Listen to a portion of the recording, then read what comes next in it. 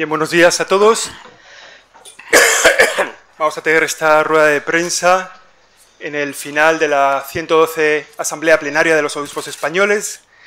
Esta rueda de prensa se realiza mientras los trabajos continúan, porque todavía hay algunos temas del orden del día que se están abordando y aprovechamos el descanso que tienen esta mañana para dar cuenta de los acuerdos que se han aprobado y de los temas que se han estudiado.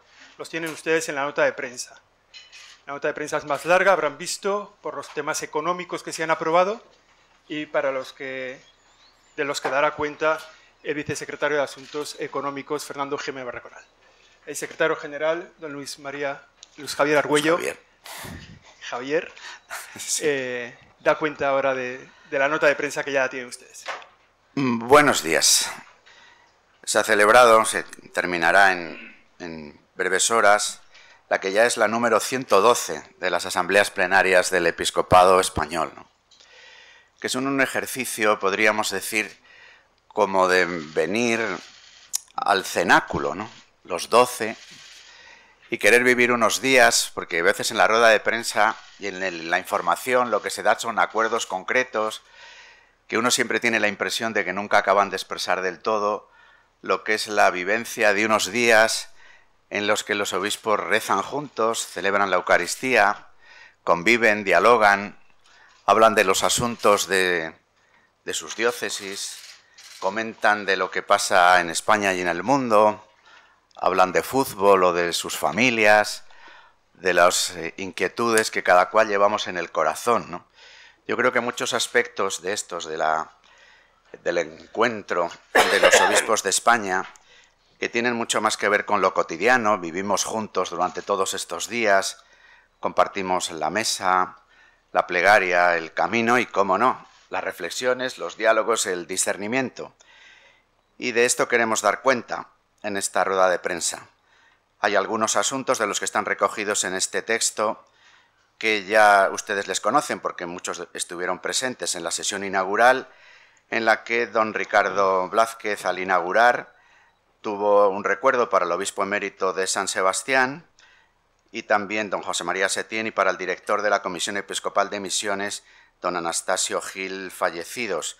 Al mismo tiempo tuvo una intervención, un discurso inaugural que todos ustedes ya conocen. También, como es habitual, el nuncio apostólico, Monseñor Renzo Frattini, tuvo su intervención. Por cierto, el señor nuncio ha tenido en esta asamblea plenaria un protagonismo mayor que el de otras veces, puesto que fue el que presidió la celebración de la Eucaristía y lo hizo él con motivo de cumplir sus bodas de plata episcopales y estar a punto, lo hará el año que viene, de cumplir sus 50 años de ordenación presbiteral.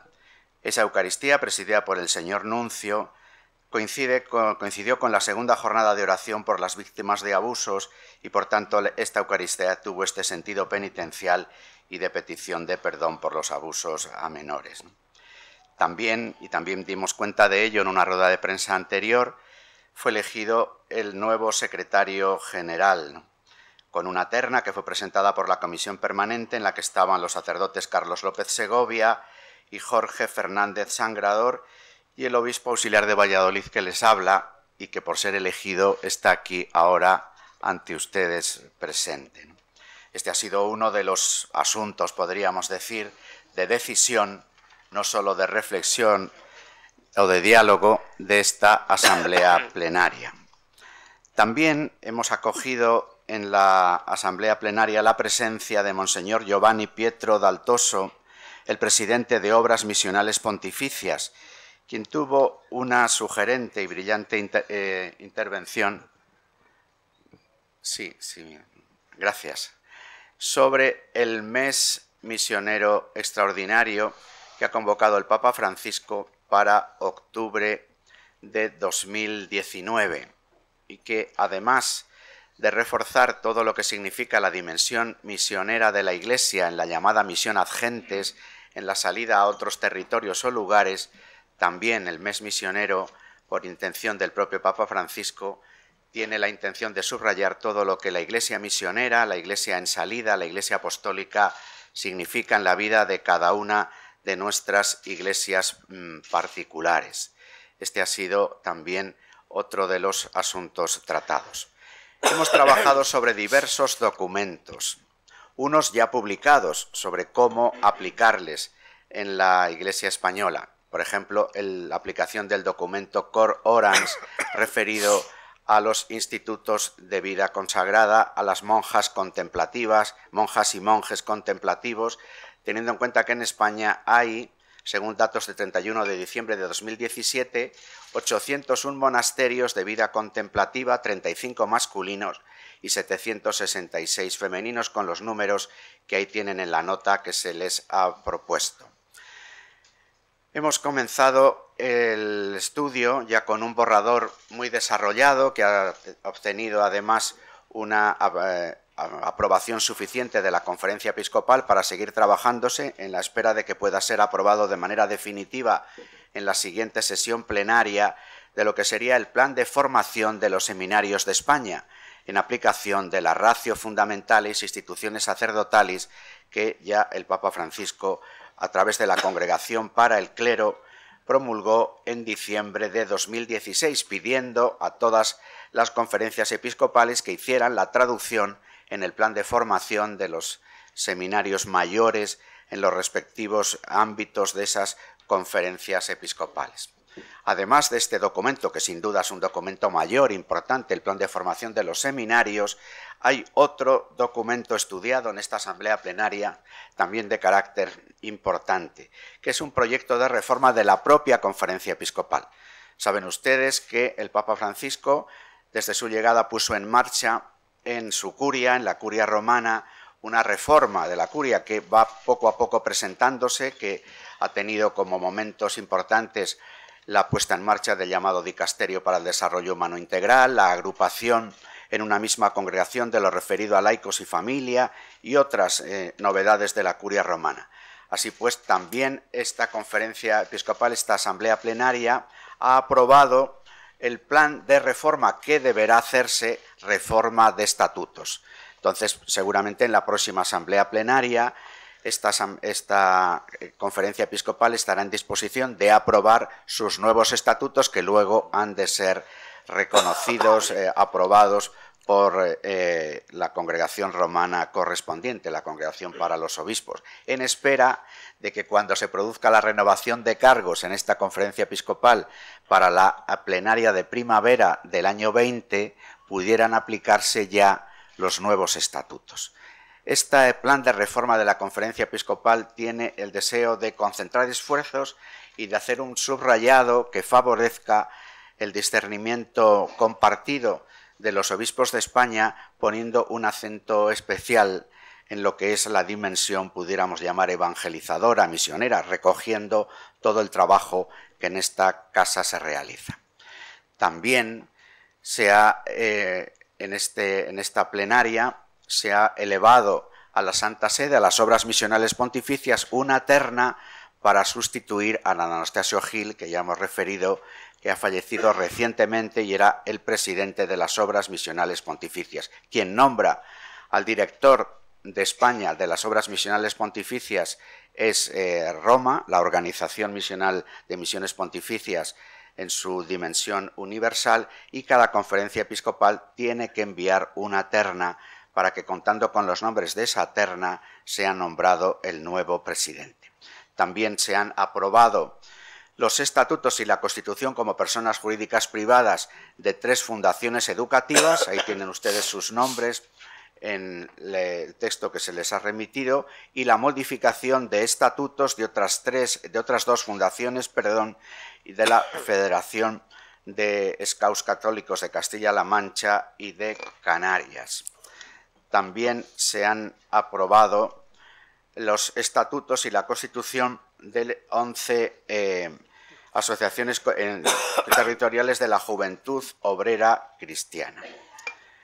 Pasamos ahora a que el vicesecretario para Asuntos Económicos, don Fernando, nos presente lo aprobado referido a los temas económicos. Bueno, buenos días. Como saben, la plenaria de noviembre siempre tiene un tiempo dedicado a la información económica, a ver cómo va la evolución económica de la conferencia de sus instituciones y a aprobar los presupuestos correspondientes al ejercicio, en este caso 2019. Como siempre, hay dos presupuestos distintos. Uno es el que es el Fondo Común Interdiocesano, es aquel fondo donde se deposita el dinero de la asignación tributaria, al cual también aportan las diócesis españolas en función de su capacidad económica. Por eso, en la partida de ingresos que tienen ustedes en la página 4, tienen las dos partidas, tanto el fondo como la asignación tributaria como la asignación que dan las diócesis españolas. La asignación tributaria todavía no tenemos los datos de la última declaración de la renta, pero sí hemos hecho una estimación que pensamos que al menos el importe que pensamos que puede ser el resultado de la X será de 256 millones, que es la cifra que efectivamente se recaudó el año anterior, y eso es lo que ha decidido el plenario que figure en la partida de ingresos, y que por supuesto, si hubiera alguna modificación cuando tengamos los datos, pues habrá que corregir si fuera necesario.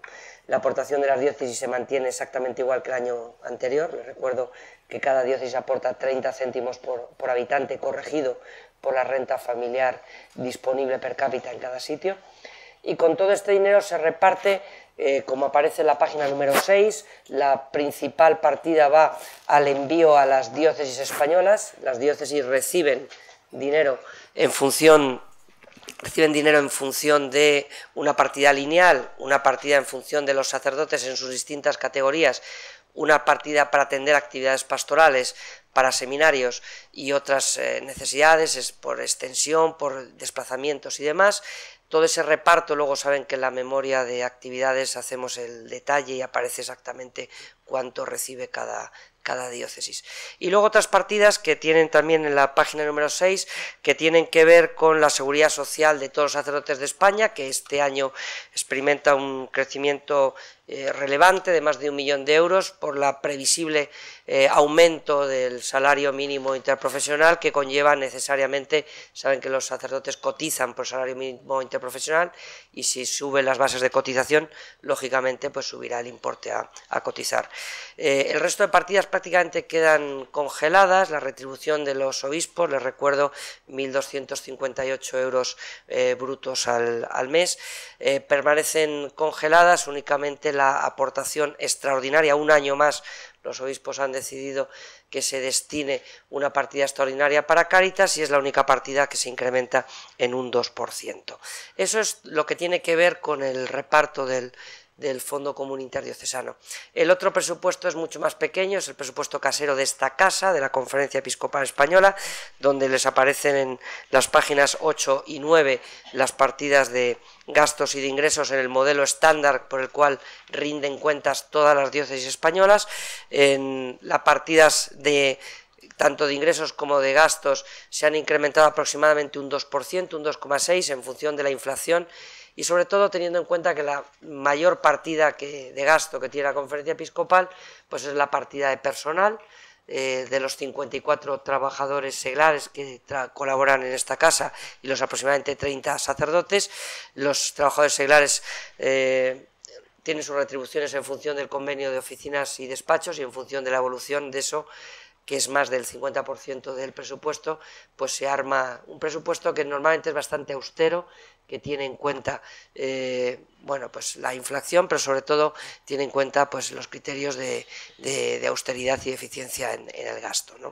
Es un presupuesto global que no llega a 5 millones de euros, y el detalle lo tienen ahí. Estos presupuestos fueron estudiados por la Asamblea Plenaria y fueron aprobados para su implementación el curso que viene. Muy bien, después de haberles informado de los acuerdos, estamos disponibles para las preguntas que quieran realizar. Buenos días. Buenos días. Soy Laura Daniele del diario ABC. Enhorabuena por esta nueva responsabilidad que tiene al frente de la Iglesia. Y mi pregunta va sobre, son muchos los problemas que tenemos hoy en España. Uno de ellos es la reforma de la LOMCE, que afecta especialmente a la escuela concertada y a la asignatura de religión. Y mi pregunta es, Bueno, sabemos que el gobierno pretende marginar la asignatura de religión del currículum escolar y también a la escuela concertada, ¿no?, al eliminar el criterio de demanda social para la creación de nuevos centros.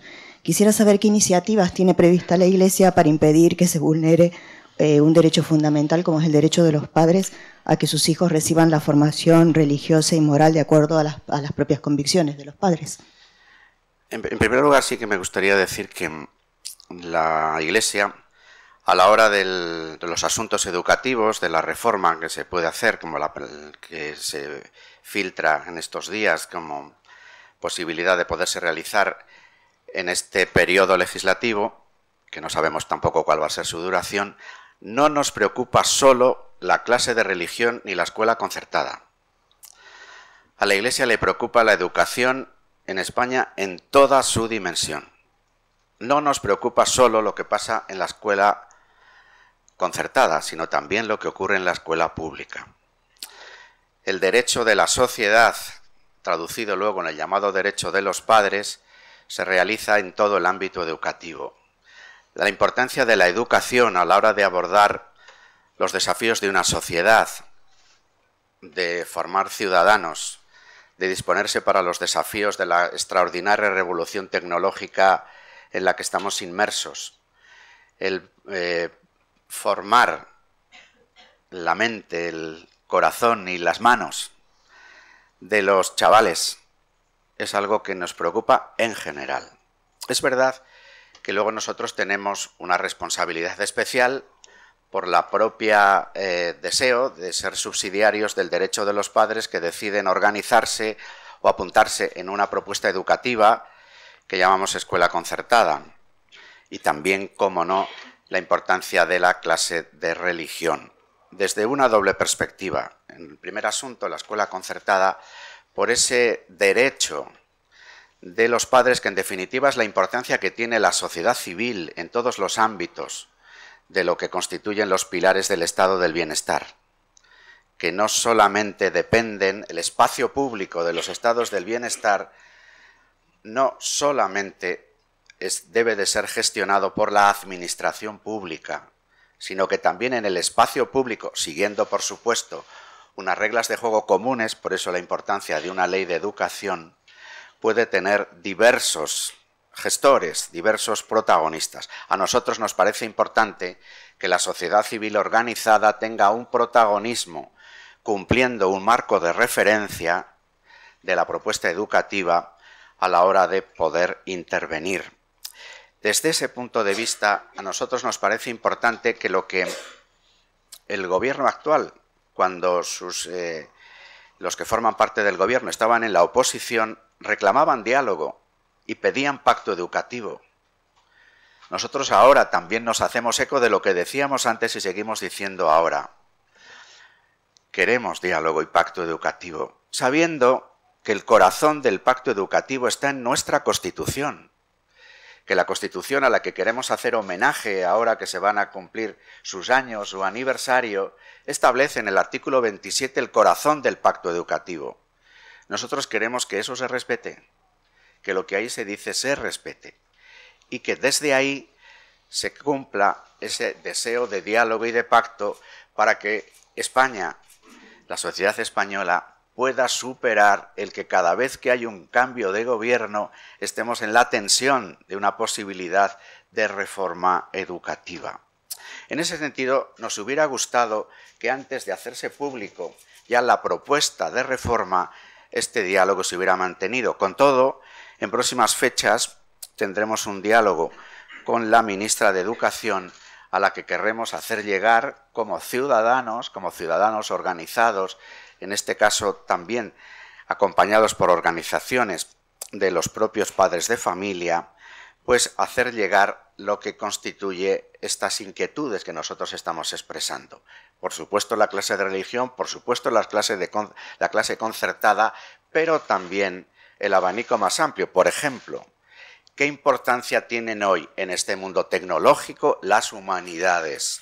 Lo decimos, se reclama que haya más clase de filosofía, se reclama la importancia de la educación estética o artística, se reclaman la importancia de todo aquello que pueda hacer que en medio de las nuevas tecnologías tan potentes, el sujeto, la conciencia, los valores, las virtudes tengan un territorio. A nosotros nos parece que la clase de religión, que lo que significa estudiar la religión, el fundamento de lo que religa, es algo de verdadera importancia en una formación humanista, sabiendo, por otra parte, que lo que establece el pacto educativo fundante desde la Constitución es que la clase de religión tenga estatus de asignatura, sea obligatoria para los centros y, por supuesto, voluntaria para las familias, para los alumnos.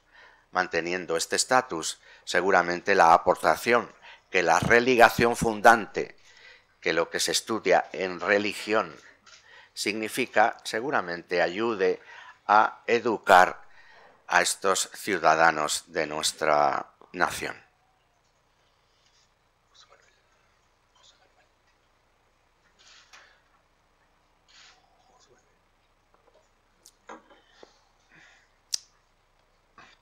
Sí, perdón.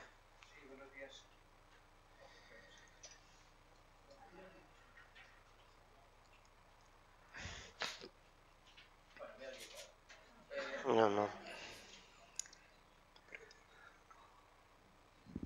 A ver, ahora sí. Dos cosas. Una, en referencia, le quería preguntar a los dos, esta pregunta tanto al secretario como al vicesecretario de Asuntos Económicos.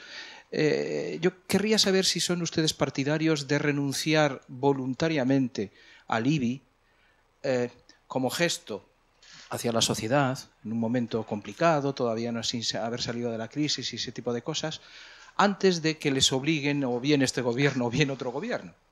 Y la segunda cuestión es sobre la jubilación de los sacerdotes.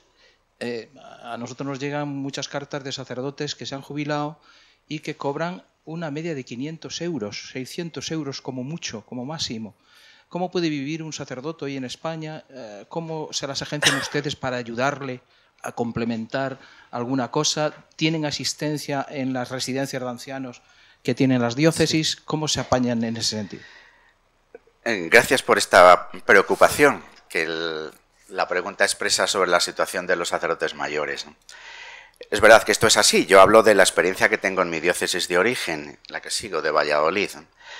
En nuestra diócesis, y creo que es una práctica general en las diócesis de España, a esta remuneración que por la pensión, digamos, se recibe, de esta cantidad que usted ha dicho, la diócesis complementa con una cantidad de tal forma que un sacerdote jubilado pueda seguir obteniendo unos recursos similares a los que podía tener en la vida activa. Quizás pueda haber otro tipo de complementos que la vida parroquial o tal suponga que no se tenga, ¿no? Pero que ese deseo de que un sacerdote sea un buen mileurista pueda, en la medida de lo posible, cumplirse.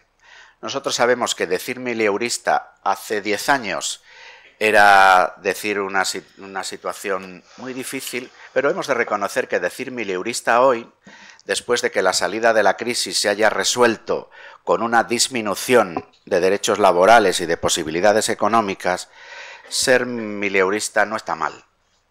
Por otra parte, existe, como también se enumeraba en la pregunta, el apoyo de las residencias que las propias diócesis tienen o tenemos, y la posibilidad de poder relacionarnos con otras de las residencias que existen para poder facilitar sobre todo la atención en momentos de especial dificultad o de dependencia por el deterioro de la salud o del estado físico, ¿no? Respecto del IBI, seguro que Fernando va a tener mejor opinión, pero el asunto del IBI no es una regulación exclusiva de la Iglesia, sino que depende de la ley del mecenazgo y, por tanto, afecta a otra serie de llamadas de entidades no lucrativas. Entonces, si hablamos de este asunto, deberíamos hablar para todas las entidades no lucrativas. Por ejemplo, hemos hablado antes de la escuela concertada. En el concierto se tienen en cuenta los gastos de funcionamiento, pero la sociedad española cuenta a la hora de concertar con un colegio que el colegio está hecho, que el edificio está puesto, que el mantenimiento del edificio es responsabilidad del titular y eso no es contemplado en el concierto. Entonces, ¿cómo no? Un edificio que es puesto por la entidad titular para poner en marcha una actividad, la actividad que se concierta, la actividad por la que se recibe un dinero, pero no se recibe por el edificio puesto, y su amortización, y su mantenimiento, y sus gastos. ¿Cómo no valorar que ese bien que es distribuido, es verdad que en él se realiza una actividad económica sometida a concierto, pero el bien ha sido puesto? Parece que tiene lógica esa exención que promueve, puesto que la política fiscal, y por tanto la política de exenciones fiscales, tiene una finalidad, tiene la finalidad de poder promover determinadas actividades. Lo que tendríamos que valorar en todas las organizaciones no lucrativas que están exentas del IBI es si tiene sentido esa política fiscal o no a la hora de promover actividades. Entonces, desde este punto de vista estamos dispuestos, como no, a todos los diálogos del mundo, porque un gobierno, una sociedad tiene derecho a realizar su política fiscal y en su política y con ella recaudar, pero también promover. Recaudar para poder cubrir las necesidades de una sociedad, pero poder hacer una recaudación indirecta, porque por la promoción de las exenciones se ponen en marcha actividades, museos, obras de carácter artístico, cultural, que valoramos todos y que nos parece seguramente bien que para que puedan seguir funcionando, desde el punto de vista de la política fiscal haya unas exenciones. No sé si Fernando tiene algo que decir sobre esto. Yo creo que lo ha explicado muy bien el obispo secretario, pero en cualquier caso decir que la ley de mecenazgo del año 2002 permitió que muchas entidades primero no tuvieran que pagar IBI por los centros de asistencia social, por ejemplo los centros de Cáritas, que esos no están amparados por ningún acuerdo. Esos hay que pagar el IBI, habría que pagar el IBI si no existiera esta ley. Los colegios, por supuesto, los hospitales, las casas para la tercera edad. Y la ley de mecenazgo, si ustedes leen el preámbulo de esta ley, lo que entiende es que las entidades no lucrativas están aportando valor a la sociedad. En un régimen de subsidiariedad, si no hicieran esto, las miles de fundaciones que existen en España, las ONGs al desarrollo, serían recursos que tendrían que salir de la administración. Y desde esa perspectiva se otorgan beneficios fiscales a estas entidades. Se puede valorar si esos beneficios fiscales son adecuados o no. Yo sigo pensando, y habría que preguntar también al Centro Español de Fundaciones y al resto de entidades, qué es lo que se está haciendo con ese dinero, qué es lo que se están haciendo con esas exenciones. Pero yo creo que están aportando valor a la sociedad. En cualquier caso, es un problema del legislador el comprobar si ese esfuerzo que estamos haciendo todos los ciudadanos renunciando a una determinada carga impositiva realmente se está aprovechando por la colectividad, por el conjunto de los ciudadanos, ¿no?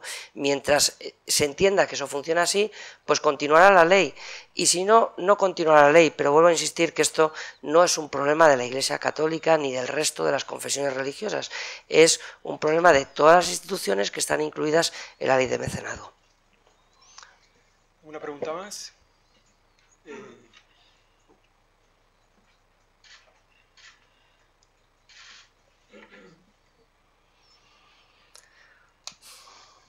Bueno, ya está ahí. Bueno, buenos días. Soy Almudena Hernández de la agencia de noticias Servimedia. Antes hablaba de diálogo, que esperaba que se retomase el diálogo en torno al pacto educativo. No sé si en otro nivel de diálogo ya ha recibido alguna llamada por parte del Gobierno para felicitarle por su nuevo cometido. Bueno, yo creo que a través del cauce ordinario, que es la Dirección General de Asuntos Religiosos, sí. He recibido la felicitación y al mismo tiempo de la felicitación el deseo de podernos encontrar. Hola, soy Blanca Ruiz de ACI. Quería preguntarle si más allá del discurso inaugural y la jornada de la misa que han tenido por la jornada de las víctimas de abuso, si se ha hablado más sobre cómo atajar este problema o cómo implantar la comisión, sobre todo con vistas a la reunión que ha convocado el Papa en Roma en febrero. Sí, en la Asamblea Plenaria habitualmente todas las comisiones episcopales informan de sus asuntos, que no está recogido como tal en la hoja de información que damos, porque en el funcionamiento de la conferencia episcopal hay plenaria, pero hay comisiones episcopales. Lógicamente, todas las comisiones episcopales informan en cada periodo de sus asuntos. Algunas traen temas de acuerdos y otras simplemente informan de lo que están haciendo. En este sentido, esta comisión recientemente creada sí que ha informado y ha propiciado un diálogo en orden, como se decía en la pregunta, a preparar la participación y la presencia del presidente de la Conferencia Episcopal en el encuentro convocado por el Papa a todos los presidentes de las conferencias episcopales del mundo en el próximo febrero. En este sentido, sí, hemos dialogado de esta cuestión, ya recogiendo ya muchas de las iniciativas que en diversas diócesis españolas se llevan realizando desde tiempo, con el encargo que esta comisión episcopal, creada en septiembre y hecho público su creación hace unas semanas, ya venía trabajando desde que fue creada por el Comité Ejecutivo en septiembre en la renovación de los protocolos que la Conferencia Episcopal tiene sobre este asunto, no solamente referido a lo que puedan ser las denuncias, sino también, y muy importante, lo que pueda ser la prevención. Por ejemplo, al hablar del plan de formación de los seminarios de España, que yo he hecho referencia antes, es evidente que siempre estaba también en el plan de formación anterior, todo lo relativo a la dimensión humana, a la educación afectivo-sexual, y ahora, en la situación actual, en el propio plan de formación que está gestándose de los seminarios mayores de España, hay como un subrayado especial de lo que pudiera ser a la hora de admisión de los candidatos, a la hora de la preparación de los seminaristas a lo largo de los años de formación de todo este asunto. Sí. Buenos días. Yo quería preguntarle al obispo secretario, por lo que estaba hablando precisamente ahora, el documento del don de la vocación presbiteral del Papa Francisco, como usted sabe, en el punto 199, recuerda la prohibición que ya viene de tiempos atrás, de los seminarios de admitir a personas con tendencias homosexuales profundamente arraigadas a las órdenes sagradas y al sacerdocio. En ese sentido, le quería preguntar, en primer lugar, ¿qué medidas se han propuesto llevar a cabo para el correcto cumplimiento de esta disposición del Papa Francisco? Y, en segundo lugar, a la luz de las legislaciones autonómicas que se están aprobando antes de ayer en Valencia, en Madrid, en Galicia, en Andalucía, eso entraría dentro de los supuestos, digamos, de lo que se ha venido a llamar LGTBI-fobia. Entonces, en la disyuntiva entre cumplir las leyes y obedecer al Papa Francisco, ¿qué decisión tomarían los obispos españoles? En lo que se recoge en la Ratio Institutionis, a su vez, recoge una normativa existente en la Iglesia Universal desde hace años atrás. Nosotros, en el plan de formación de la Iglesia en España, se recoge lo que usted acaba de mencionar, puesto que el plan de formación de cada conferencia episcopal tiene que remitirse, tiene que aplicar esta ratio ofrecida en el conjunto para el conjunto de la Iglesia Universal. Entonces, eso nos parece claro. Es decir, que yo creo que la Iglesia tiene el derecho a poder seleccionar sus candidatos y a elegir su perfil. Por ejemplo, nuestra Iglesia Católica dice en el perfil de los candidatos que sean candidatos dispuestos a ser célibes. Es verdad que la Iglesia Católica de rito oriental admite, no en el episcopado, pero sí en el diaconado y en el presbiterado, a candidatos que sean varones casados. Nosotros, en nuestra comprensión del ministerio, admitimos a diáconos permanentes que sean hombres casados, pero tanto en el presbiterado como en el episcopado pedimos varones célibes. Y dentro de esta configuración de varones célibes, pedimos también que se reconozcan y que sean enteramente varones, ¿no? Y por tanto heterosexuales. Desde ahí esta referencia que usted hace. Pero la referencia a las leyes que se están aplicando u otro tipo de protocolos de actuación, entraríamos en un asunto mucho más amplio, que no remite solo a la cuestión de los sacerdotes, sino algo que incluso relacionado con el tema educativo aparece con una especial gravedad, porque seguramente es muy difícil que haya una propuesta educativa si no hay una convicción antropológica, si no se reconoce una antropología y si hemos de aceptar unas comprensiones antropológicas plurales, pues parece también claro el derecho de las propias familias a pensar que a la hora de una propuesta educativa reconocerse en una propuesta antropológica, que sea no solo fundamento de la propuesta educativa, sino horizonte, es decir, qué tipo de persona nosotros queremos formar. Desde el derecho a reconocer también y el respeto a la situación personal de cada cual, a la acogida de su situación personal, pero por supuesto también el reclamar el derecho a hacer una propuesta antropológica. Una propuesta, puesto que si uno lee muchas de estas leyes salidas en los parlamentos autonómicos, es curioso que la mayoría de ellas incluyen un apéndice, o está en uno de sus primeros artículos, un diccionario, porque son tantas las novedades de situaciones a la hora de conjugar sexo y género, a la hora de conjugar lo que el cuerpo dice y lo que la orientación expresa. Claro, se ha elevado a categoría jurídica el sentimiento. Es decir, en un decreto de la Dirección General de Registros y del Notariado del mes pasado, a la hora de poder cambiar de sexo y por tanto ir al registro y decir yo no me llamo Antonio, sino que a partir de ahora me llamo Maripili o Antonia, la categoría es el sentimiento.